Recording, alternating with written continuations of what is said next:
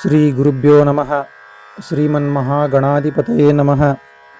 ಎನ್ನ ಅಧ್ಯಾತ್ಮ ಬಂಧುಗಳೇ, ಕನ್ನಡ ನಾಡಿನಲ್ಲಿ ಜಗದೊಡೆಯನಾಗಿರ್ತಕ್ಕಂಥ ಕೃಷ್ಣ ಪರಮಾತ್ಮನನ್ನೇ ತಮ್ಮ ಎಡೆಗೆ ತಿರುಗಿಸಿಕೊಂಡಿರ್ತಕ್ಕಂತಹ ಅಪಾರ ಮಹಿಮರಾಗಿರ್ತಕ್ಕಂಥ ಭಕ್ತಿವಂತರಾಗಿರ್ತಕ್ಕಂಥ ಕನಕದಾಸರು ಆ ವಿಷ್ಣು ಪರಮಾತ್ಮನ ದಶಾವತಾರಗಳನ್ನು ತಮ್ಮ ಒಂದು ಪದ್ಯದೊಳಗೆ ಭಾಳ ಸುಂದರವಾಗಿ ಬರೆದಿದ್ದಾರೆ.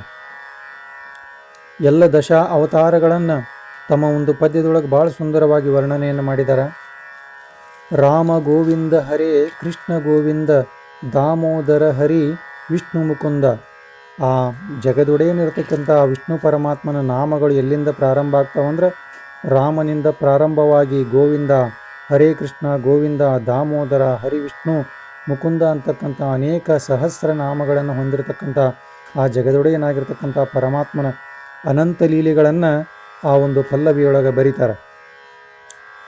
ಮತ್ಸ್ಯಾವತಾರದೊಳಾಡಿದೇನೆ ಮಂದರಾಚಲ ಬೆನ್ನೋಳು ಆಂತವನೇ.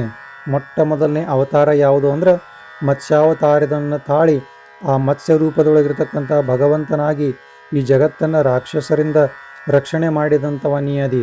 ಅಷ್ಟ ಅಲ್ಲ, ಸಮುದ್ರ ಮಂಥನ ಮಾಡುವಂಥ ಸಂದರ್ಭದೊಳಗೆ ಮಂದರಾಚಲ ಪರ್ವತ ಇನ್ನೇನು ಸಮುದ್ರದೊಳಗೆ ಮುಳುಗ್ತತಿ ಅಂತಕ್ಕಂಥ ಸಂದರ್ಭದೊಳಗೆ ಕೂರ್ಮಾವತಾರವನ್ನು ತಾಳಿ ಅಂದ್ರೆ ಆಮೆಯ ರೂಪನಾಗಿ ಬಂದು ಆ ಮಂದಾರ ಪರ್ವತವನ್ನು, ಮಂದರಾಚಲವನ್ನು ತನ್ನ ಬೆನ್ನ ಮೇಲೆ ಹೊತ್ತಂತಹ ಜಗದೊಡೆಯ ನೀನೇ ಅಧಿಪ ಅಂಥೇಳಿ ಕನಕದಾಸರು ಬರೀತಾರೆ.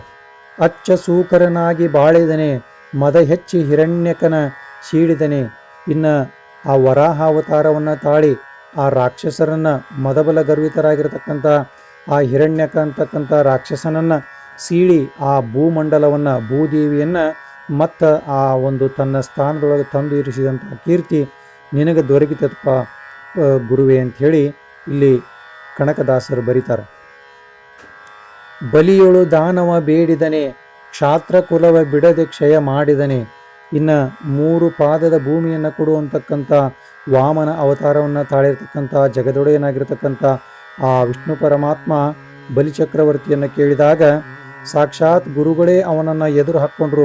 ಶುಕ್ರಾಚಾರ್ಯರ ವಿರುದ್ಧವಾಗಿ ಬಂದು ಜಗದೊಡೆಯನಾಗಿರ್ತಕ್ಕಂಥ ಪರಮಾತ್ಮ ನನ್ನಿಂದ ಭೂಮಿಯನ್ನು, ನನ್ನಿಂದ ದಾನವನ್ನು ಕೇಳಿದ್ರೆ ನಾನು ಇಲ್ಲ ಅಂತ ಹೆಂಗೆ ಅನ್ಲಿ, ನಾನು ಏನನ್ನಾದರೂ ಸಹಿತ ನನಗೆ ಸಾವು ಬಂದರೂ ಚಿಂತಿಲ್ಲ, ನಾನು ಭಗವಂತನಿಗೆ ದಾನವನ್ನು ಕೊಡ್ತೇನೆ ಅಂಥೇಳಿ 3 ಪಾದದೊಳಗೆ ಈ 14 ಲೋಕಗಳನ್ನು ಭಗವಂತನಿಗೆ ಸಮರ್ಪಣೆ ಮಾಡಿರ್ತಕ್ಕಂಥ ಬಲಿ ಆ ಒಂದು ದಾನದ ಮಹಿಮೆ ಈ ಜಗತ್ತಿನ ತುಂಬ ಎಲ್ಲ ಸರ್ವವ್ಯಾಪಿಯಾಗಿರ್ತಕ್ಕಂಥ ಆ ಒಂದು ಬಲಿಯಿಂದ ದಾನವನ್ನು ಕೇಳಿದವ ಯಾರು ಅಂತಂದ್ರೆ ನೀನಾದೀಪ ಅಂತ ಹೇಳಿ ಬರೀತಾರೆ. ಕ್ಷಾತ್ರ ಕುಲವೇ ಬಿಡದೆ ಕ್ಷಯ ಮಾಡಿದನೆ. ಪರಶುರಾಮ ಅವತಾರವನ್ನು ತಾಳಿ ಅಖಂಡ ಭೂಮಂಡಲವನ್ನು 18 ಸಾರಿ ತಿರುಗಿ ಕ್ಷಾತ್ರಿಯರ ಒಂದು ನಾಶವನ್ನು ಮಾಡ್ಬೇಕಂತ ಹೇಳಿ ಪಣ ತೊಟ್ಟಿರ್ತಕ್ಕಂಥ ರೂಪದೊಳಗಿರ್ತಕ್ಕಂಥ ಬಂದವ ಆ ಪರಶುರಾಮನು ನೀನಾದೀಪ. ಜಲಧಿನಿಧಿಗೆ ಬಿಲ್ಲ ಹೂಡಿದನೆ ಕಾಮಗುಲಿದು ಗೊಲ್ಲತಿಯೊಳಾಡಿದನೆ ಅಂಥೇಳಿ ಆ ವರುಣನ ಒಂದು ಏನು ವರುಣನಿಗೆ ಸಹಿತ ಆ ಬಿಲ್ಲನ್ನು ಹೂಡಿ ಏನು ಮಾಡಿದ ಅಂತಂದ್ರೆ ಕಾಮಗುಲಿದು ಗೊಲ್ಲತಿಯೊಳಾಡಿದನೆ. ಆ ಒಂದು ಎಲ್ಲ ಗೋಪಿಕಾ ಸ್ತ್ರೀಯರ ಮನದ ಆಶೆಯನ್ನು ಪೂರೈಸಲಿಕ್ಕೆ ಏನು ಮಾಡಿದ ಅಂದ್ರೆ ಕಾಮನ ಅಪರ ಅವತಾರವನ್ನು ತಾಳಿ ಜಗದೊಡೆಯ ಎಲ್ಲರ ಜೊತೆ ರಾಸಲೀಲೆಯನ್ನು ಆಡಿದ ಅಂತಕ್ಕಂಥ ಒಂದು ಲೀಲೆ ಆ ಒಂದು ಕೃಷ್ಣಾವತಾರದೊಳಗೆ ಬರುವಂಥದ್ದಾಗೈತಿ. ಸಾಧಿಸಿ ತ್ರಿಪುರರ ಗೆಲಿದನೆ ಪ್ರತಿವಾದಿಸಿ ಹಯವೇರಿ ನಲಿದನೆ. ಆ ತ್ರಿಪುರವನ್ನು ಆ 3 ರಾಕ್ಷಸರು ಏನಪ್ಪ ಅಂದ್ರೆ ಆ ತ್ರಿಪುರದೊಳಗೆ ಅಟ್ಟಹಾಸದಿಂದ ಮೆರೆಯತಕ್ಕಂಥ ಸಂದರ್ಭದೊಳಗೆ ಆ ತ್ರಿಪುರಾಸುರರ ಒಂದು ರಾಕ್ಷಸರ ಒಂದು ಪತಿವ್ರತ ಧರ್ಮವನ್ನು ಕೆಡಿಸಲಿಕ್ಕೆ ಬೌದ್ಧಾವತಾರನಾಗಿ ಬಂದಿರತಕ್ಕಂಥ ಜಗದೊಡೆಯನಾಗಿರ್ತಕ್ಕಂಥ ವಿಷ್ಣು ಪರಮಾತ್ಮ ಆ ರಾಕ್ಷಸರ ಅಸುರರ ಆ ಒಂದು ಪತಿವ್ರತ ಧರ್ಮವನ್ನು ಭಂಗ ಮಾಡಿ ಮುಂದೆ ಆ ತ್ರಿಪುರ ಸಂಹಾರವನ್ನು ಮಾಡಿದ ಅಂತಕ್ಕಂಥ ಒಂದು ಪ್ರತೀತಿ ಬರ್ತತಿ. ಅದು ಸಹಿತ ದಶಾವತಾರದೊಳಗೆ ಬರ್ತಕ್ಕಂಥದ್ದು. ಪ್ರತಿವಾದಿಸಿ ಹಯವೇರಿ ನಲಿದನೆ. ಇನ್ನು ಕಲಿಕಾಲದೊಳಗೆ ಕಲ್ಕಿ ದೇವನಾಗಿ ಆ ಜಗದೊಡೆಯ ಯಾವ ಒಂದು ವಾಹನವನ್ನು ಏರಿ ಬಂದಾನಂತಂದ್ರೆ ಆ ಕುದುರೆಯನ್ನೇರಿ ಆ ಒಂದು ಕಲ್ಕಿಯ ಅವತಾರವನ್ನು ತಾಳಿ ಬಂದಂಥವ ಯಾರದನಂದ್ರೆ ಜಗದೊಡೆಯನಾಗಿರ್ತಕ್ಕಂಥ ವಿಷ್ಣು ಪರಮಾತ್ಮ ಇದ್ದಾನ.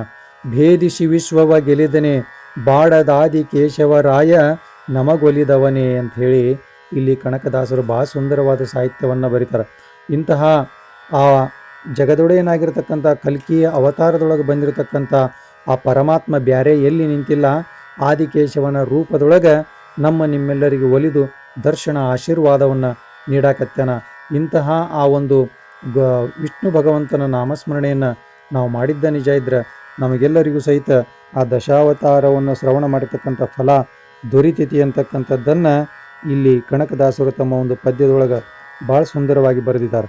ಅದಕ್ಕಾಗಿ ಆ ಒಂದು ಭಗವಂತನ ನಾಮಸ್ಮರಣೆಯನ್ನು ಮಾಡುವುದೇ ಒಂದು ಭಾಗ್ಯ ಅಂತಕ್ಕಂಥದ್ದನ್ನು ತಿಳಿದುಕೊಂಡು ನಾವೇನು ಮಾಡ್ಬೇಕಂತಂದ್ರೆ ಆ ಪ್ರತಿನಿತ್ಯವೂ ಸಹಿತ ಭಗವನ್ ನಾಮಸ್ಮರಣೆಯನ್ನು ಮಾಡಬೇಕು ಅಂತಕ್ಕಂಥ ಮಾತನ್ನು ಹೇಳ್ತಾ ಈ ನುಡಿಗಳನ್ನು ಗುರುವಿನ ಪಾದಕ್ಕೆ ಸಮರ್ಪಣೆ ಮಾಡ್ತಾ ಇದ್ದೇನೆ.